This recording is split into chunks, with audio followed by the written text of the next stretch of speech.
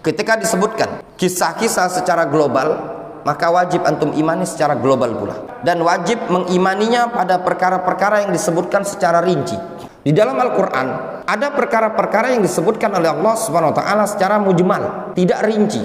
Cukup antum imani secara global. Tidak perlu bagi antum untuk membahas rincian perkara-perkara tersebut. Contoh misalkan yang berkaitan dengan tempat-tempat yang disebutkan dalam Al-Quranul Karim, maka imani secara global. Misalkan Majma' al-Bahrain, di mana tempat Majma' al-Bahrain? Imani saja secara global. Al-Quran tidak menyebutkan rincian tempat Majma' al-Bahrain tersebut. Juga gua Ashabul Kahfi, di mana posisi letak gua Ashabul Kahfi? Cukup bagi antum untuk mengimani secara global tempat tersebut. Di mana detailnya? Wallahu a'lam. Kemudian tempat diturunkannya Adam alaihissalam. Al-Quran tidak berbicara secara tafsil di mana tempat tersebut. Kita imani secara global. Cukup seperti itu. Nah, ketika disebutkan secara rinci dari ahkam-ahkam syariat, itu menunjukkan pentingnya perkara tersebut.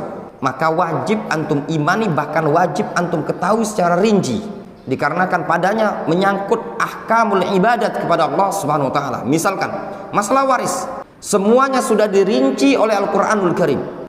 Masalah kemahroman dirinci oleh Al-Quranul Karim.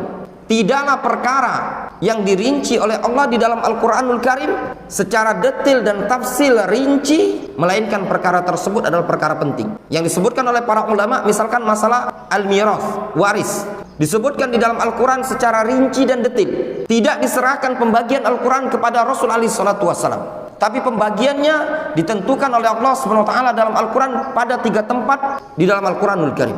Di dalam surah An-Nisa itu semua dirinci. Fungsinya apa? Menunjukkan pentingnya perkara tersebut. Kenapa? Dikarenakan kata para ulama yang namanya warisan ini berkaitan dengan hukuk Bani Adam.